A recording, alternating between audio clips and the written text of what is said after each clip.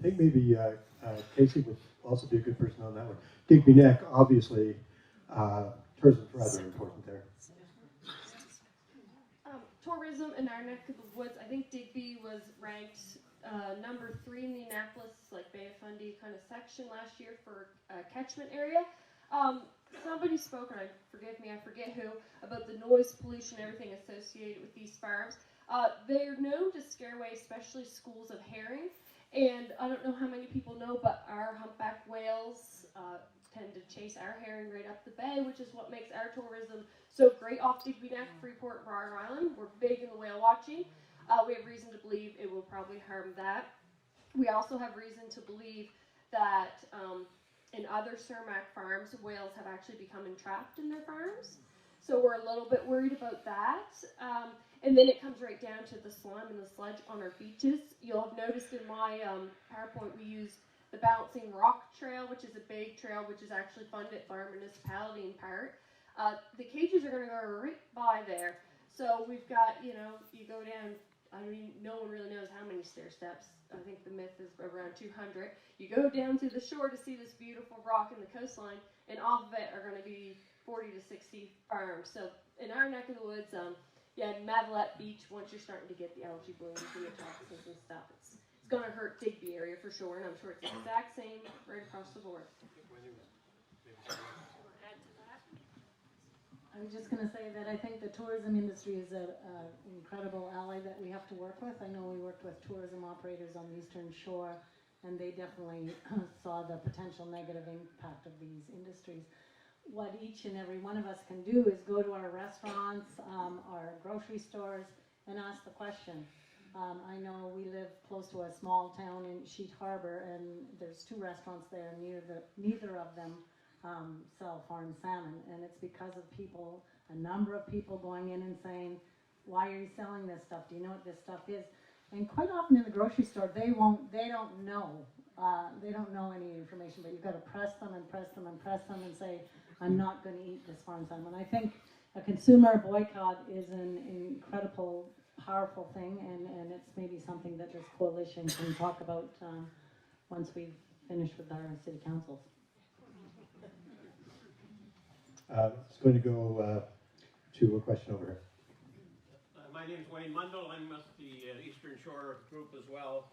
And one thing that hasn't been mentioned that I wanted to point out is we also have in our supermarkets now genetically modified salmon. Developed right here in Atlantic Canada in a lab in TBI. Initially, we were never going to see it. It was going to Panama to be developed, and all of a sudden now, within the stores across Canada, people unknowingly are buying and eating genetically modified fish, which is a combination of an ocean pout, which is more like an eel, and I believe it's a Chinook salmon. So it's not even salmon. So part of the problem is also labeling. And we have to demand proper labeling of the fish that's hitting the supermarkets. And I know from also being on the West Coast, I've seen the consumer campaigns work. Stores with signs in the front, we do not sell farmed fish. And that's what we want to see here. A few years back, our group, we went to the restaurants downtown Halifax and we handed out a leaflet explaining why we were there. And there are some now in Halifax that do not sell the farm product. But even though we have a lot of people here, we had a lot of people out in Digby. I saw the feed from there. It was a great meeting.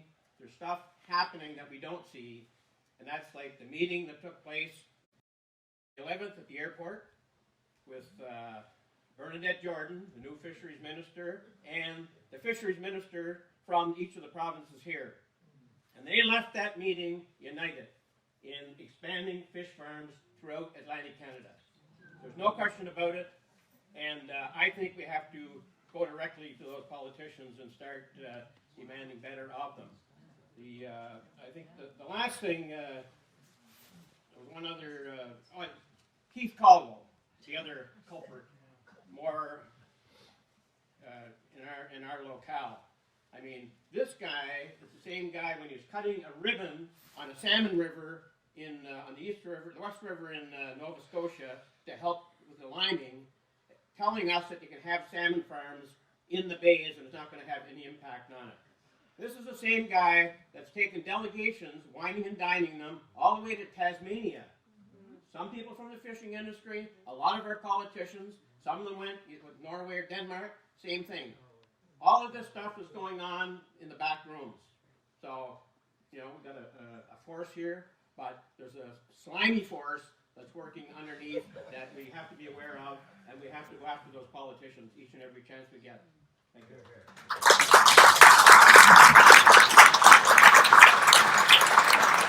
A couple more, which we'll get to in just a second.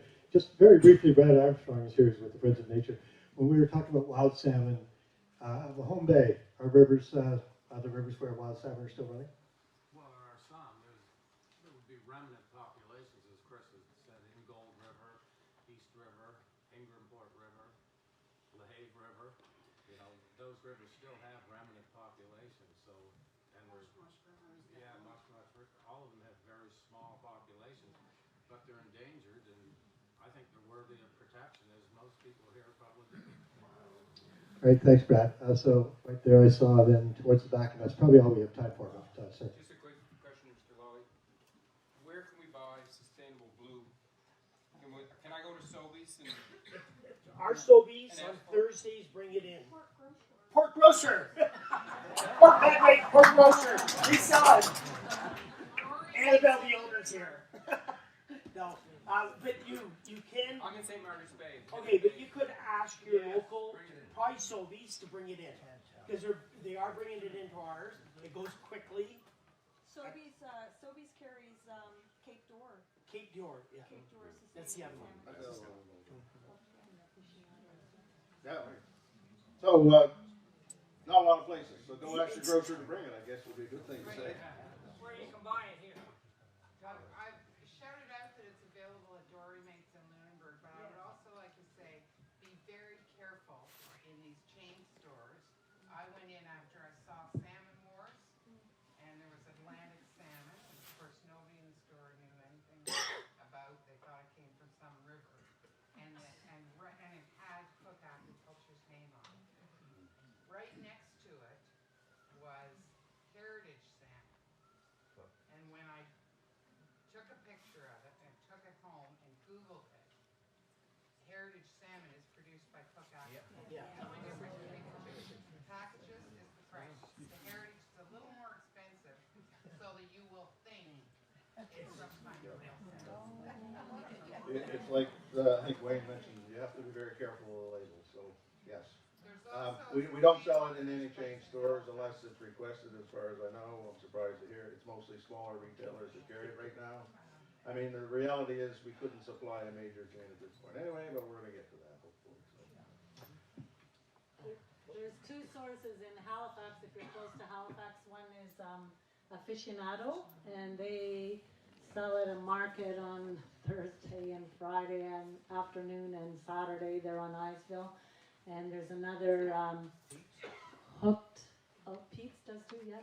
Hooked is another source, and they sell at the brewery market. I think it's also been available by times at the Lunenburg market. Yes. I think I've seen it there. I had a question at the back. I was looking at you. All the evidence of why this is so bad seems so clear and overwhelming. And yet the ministers unanimously decided that they would support this. So there's a part of the equation I realize I don't understand at all. What's in it for them? For that, if you give a vote to their fears. I don't know. Okay, I was. See if Gloria could take a stab at it. They could explain it, I'm not sure. Would they? No. I think what's going on is the industry, as long as it's allowed to continue, is still making money. We're working downward now from a 54% profit margin that you heard about earlier. But you can have half your fish die and still make money. That's what's going on. It's not about feeding the world. They don't care that they're taking fish from hungry people to make their salmon pellets. They care about making money. That's the game. There's nothing else to it. And we need to remind ourselves sometimes that eat this food. None of us starved when the cod moratorium was put on. We do not need farmed salmon to survive. It's a middle-class food. We have lots of other choices. And making So why do our governments need it? making an impact in that marketplace is important.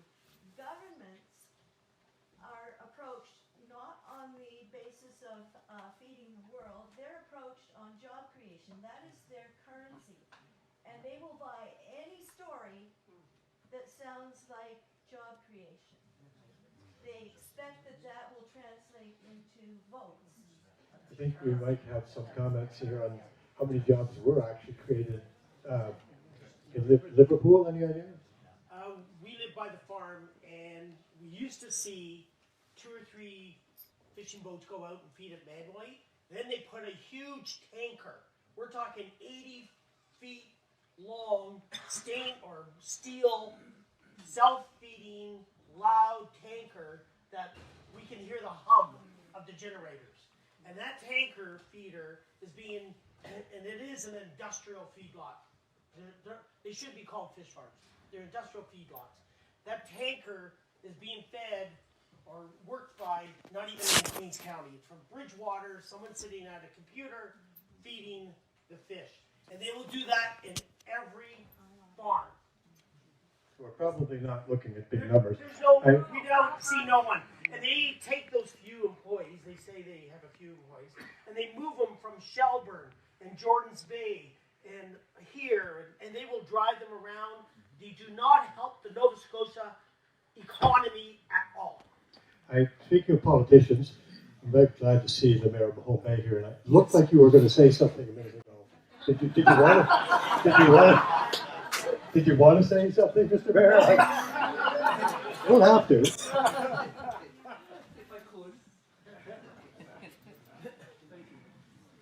This issue is really coming home to roost with the Mahone Bay Council. Mahone Bay itself, when they say we're going to put a fish farm in Mahone Bay, it's not the little area right out here, Mahone Bay Harbor. It's the area between Aspetogan and Lunenburg. But for us in Mahone Bay, even though we don't get the farm in our backyard, we still have to deal with the results. Tourism is what makes our town tick.